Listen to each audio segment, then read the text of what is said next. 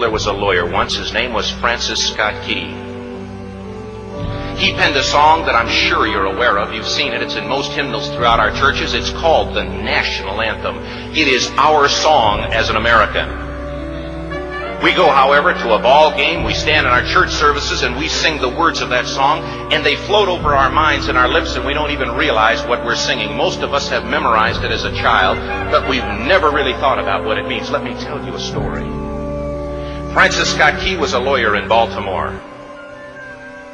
The colonies were engaged in vicious conflict with the mother country, Britain. Because of this conflict and the protractedness of it, they had accumulated prisoners on both sides. The American colonies had prisoners and the British had prisoners. And the American government initiated a move. They went to the British and they said, let us negotiate for the release of these prisoners.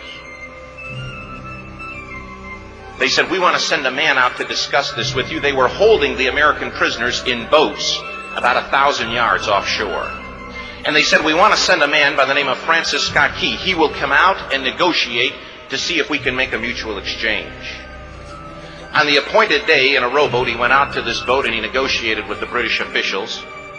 And they reached a conclusion that men could be exchanged on a one-for-one basis.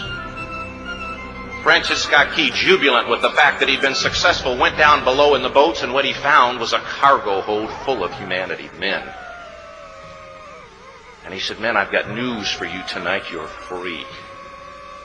He said, tonight I have negotiated successfully your return to the colonies. He said, you'll be taken out of this boat, out of this filth, out of your chains. As he went back up on board to arrange for their passage to the shore, the admiral came and he said, we have a slight problem. He said, we will still honor our commitment to release these men, but it'll be merely academic after tonight. It won't matter. And Francis Scott Key said, what do you mean? He said, well, Mr. Key, he said, tonight we have laid an ultimatum upon the colonies.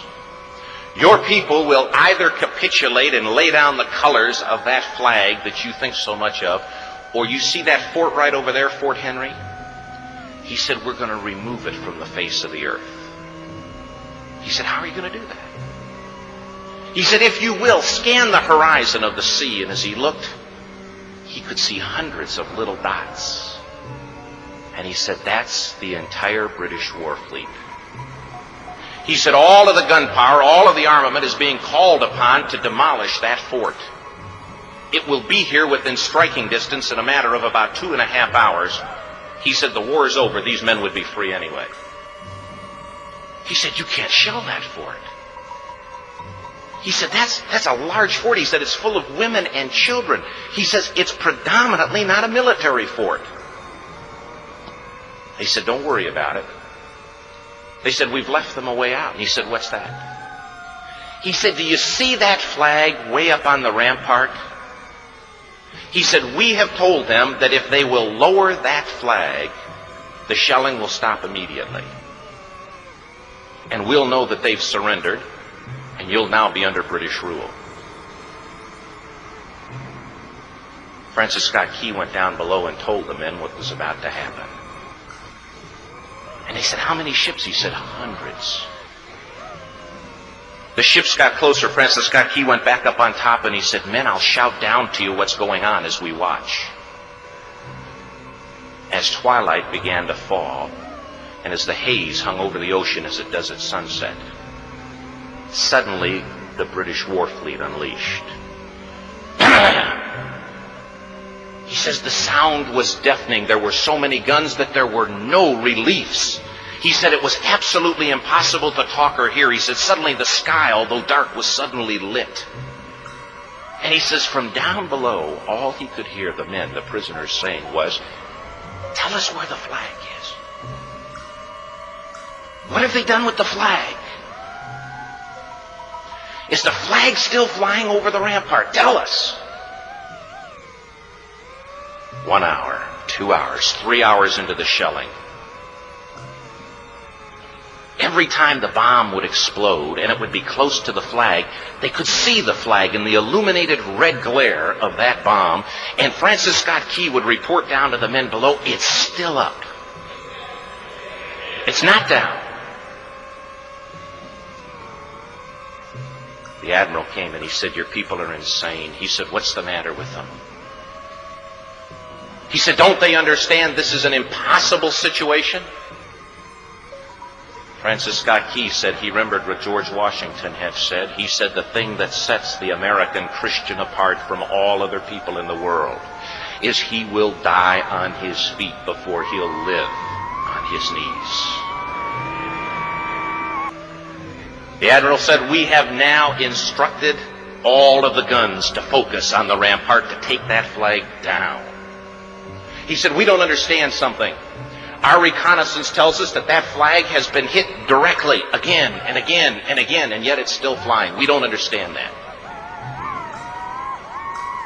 But he said, "Now we're about to bring every gun for the next 3 hours to bear on that point." Francis Scott Key said the barrage was unmerciful. All that he could hear was the men down below praying. The prayer, "God, keep that flag flying where we last saw it." Sunrise came. He said there was a heavy mist hanging over the land, but the rampart was tall enough. There stood the flag, completely nondescript, in shreds. The flagpole itself was at a crazy angle, but the flag was still at the top. Francis Scott Key went aboard and immediately went into Fort Henry to see what had happened. And what he'd found had happened was that that flagpole and that flag had suffered repetitious direct hits. And when it had fallen, but men, fathers, who knew what it meant for that flag to be on the ground, although knowing that all of the British guns were trained on it, walked over and held it up humanly until they died.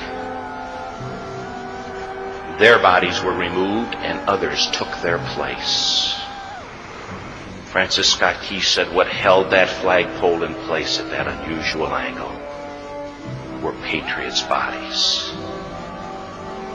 He penned the song, "Oh, say can you see by the dawn's early light what so proudly we hailed at the twilight's last gleaming.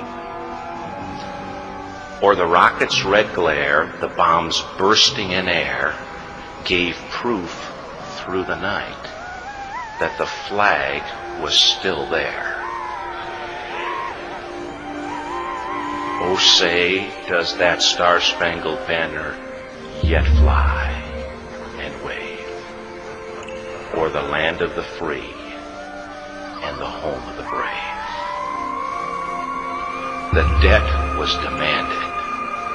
The price, it was paid.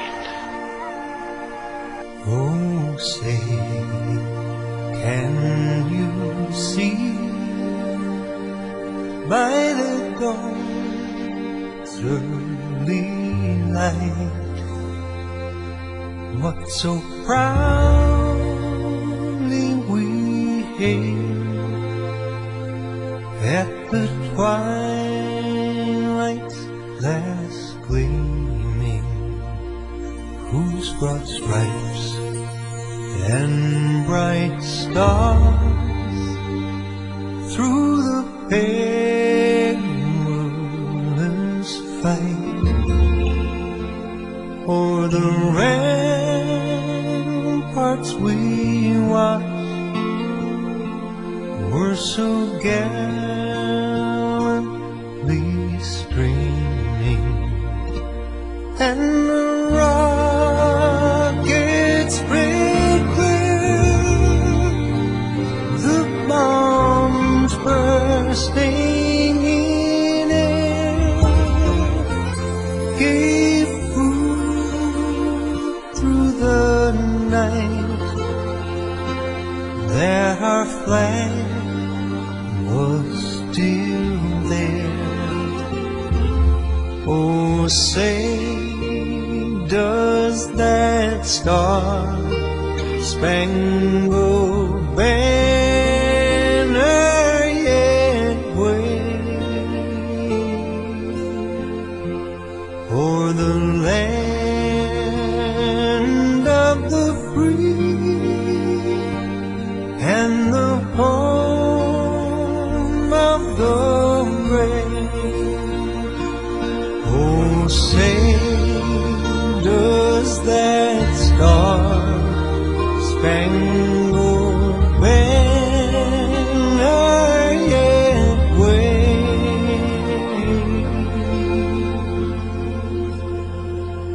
o'er the land of the free and the home of the brave?